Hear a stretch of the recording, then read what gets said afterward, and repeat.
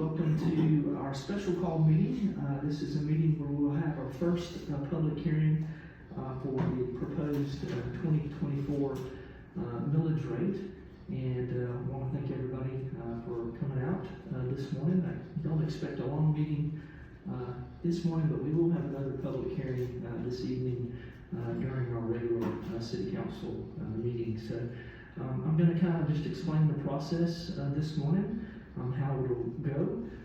In a minute, I'm going to recognize Mr. Radford.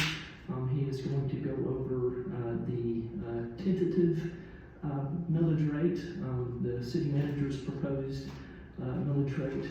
I will then open it up to city council for comment and for questions, and then we'll have our public comment period. And then once that's finished, we'll adjourn the meeting and we'll be finished with our first public hearing. So, any questions about the process? All right, Mr. Radford, I'm going to recognize you.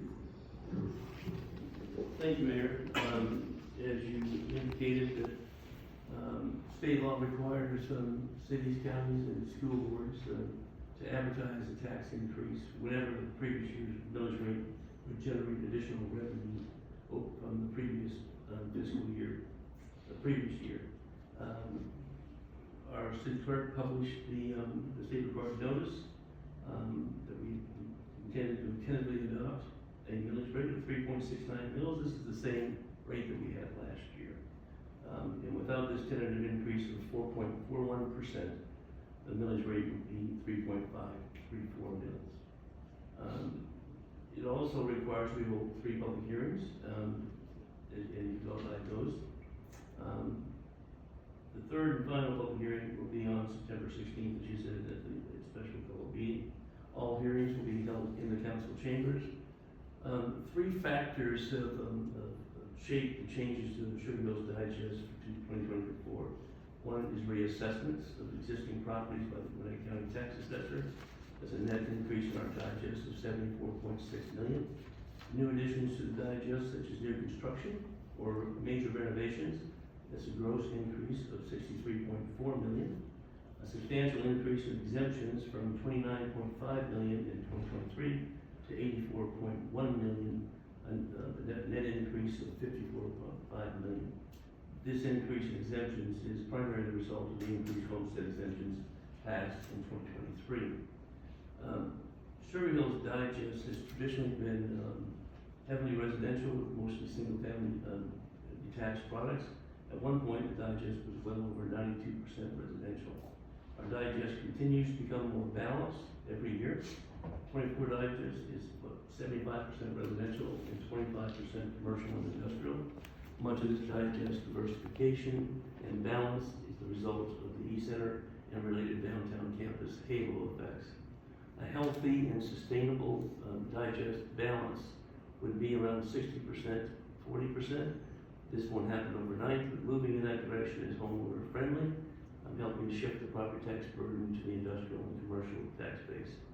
The current millage rate of 3.69 mils was rolled back in 2023. And before that action by the City Council, the millage rate had remained at 3.8 mils for 19 consecutive years. This stability has helped the city navigate major disruptions from various uncontrollable events, such as the Great Recession, the global pandemic, and any significant and unbudgeted weather events that damage city assets.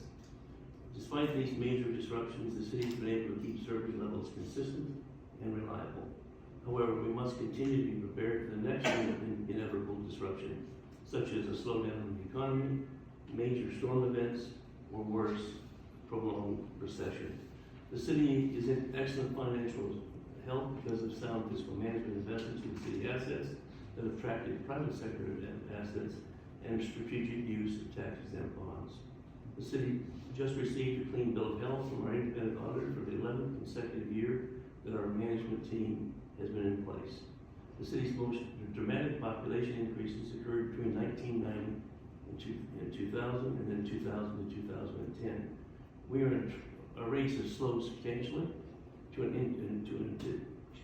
anticipated and manageable rate. We are an attractive and thriving city of nearly 26,000 people, and we will continue to be a desirable place to live. Your city employees come to work every day to make sure you have a better place to live, work, and play. They manage to maintain and nurture many assets entrusted to them with integrity and professionalism. Because of our continued growth and attractiveness as a city to live, work, and play, service demands will continue to grow. Your management team is committed to keeping service levels high with the quality the community has come to expect. We take pride in delivering services with excellent customer service. Keeping the millage rate at 3.69 mils will result in a small increase in city property taxes. For example, a homestead property in the city with an average fair market value of $450,000 would result in an increase of $28.08 per year, or $2.34 per month. A non-homestead property in the city with an average fair market value of $425,000 would result in an increase of $26.52 per year, or $2.21 per month. This increase, however, in revenue will be offset by several factors, including a 3.1 to 3.9 increase in the consumer price index. With this as background, along with the tax relief provided through the 2023 millage rate rollback and the significant increases in homestead exemptions that went into effect this year, your staff is recommending the 2024 millage rate remain at 3.69 mils. Mr. Mayor, that concludes my remarks, and I'll be glad to answer any questions you or the council may have. Thank you. Thank you, Mr. Radford. Any questions, comments from City Council before we open up the public hearing? I have a few comments on it. Yes, sir. With the feedback and stuff. So we're looking at the 5-year history of the digest, going back to 2019, and I'll just truncate these to raw percentages. The tax increases have been 10%, 7%, 5%, 28%, 12%, and 5%. That's a total of 63.99% or 12%. 0.789% a year. The total dollars increased over the last 5 years to $2.756 million, and that averaged $551,000 a year. I don't know about anybody else, but my wages have not gone up anywhere near those percentages. I think we've certainly collected more than we needed to over the last few years. I'd like to see the rate reduced. Thank you, Mr. Purple. Any other comments or questions? Yes, sir. Mr. Page. Sure. I've got, I guess, 2 questions. I don't know if this would be for Cindy or Paul, but what is our current employee count as what we have on the payroll? We have on the books right now, you know? Full-time, part-time is about 120. 120.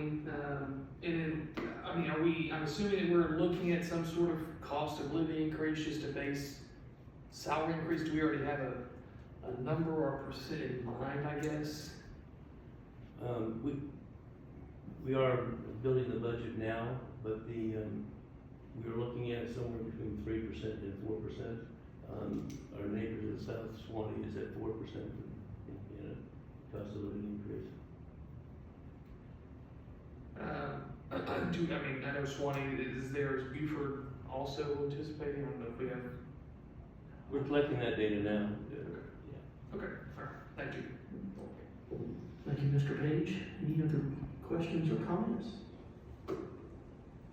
All right, if we have none from City Council, excuse me, I'll go ahead and open up the public hearing. If there's anybody in the audience that would wish to make a comment, they're welcome to come up. Yes, ma'am, welcome, and please give your name and address for the record. Mary Howell, State Court. Please proceed, Ms. Howell. Mr. Purple, I agree wholeheartedly with you. I'm a senior, I'm disabled, so I can't get that second job to supplement my income, or you not to lower the millage rate. I could have swore that I voted on that in the last election that it was going down. And it is a hardship on the seniors. And we implore you to consider that when you make your decision. There is no money there to pay those taxes. I hesitate to say this, but we have a lot of people using the services of Sugar Hill that aren't paying taxes. We gave tax breaks to these apartment complexes, and those residents are not paying for the services that they enjoy. And I am saying I really enjoy the services I have in Sugar Hill, and I've not come across one employee that has been disrespectful, unkind, or unpleasant. So I commend you on that, but I really, really hope that you take into consideration all the seniors that are on fixed income and can't support what you're proposing. Thank you. Thank you, Ms. Howell. Anybody else wish to make comment? Okay. There isn't anybody else here, so I appreciate the comments that we received this morning. This is the end of our first public hearing. Is there a motion to adjourn our first public hearing? Motion to adjourn. Got a motion to adjourn from Mr. Purple. Is there a second? Second from Mr. Page. All those in favor of adjourning our first public hearing on the 2024 millage rate, please raise your right hand. All right, we are adjourned, and we'll be back this evening at 7:30.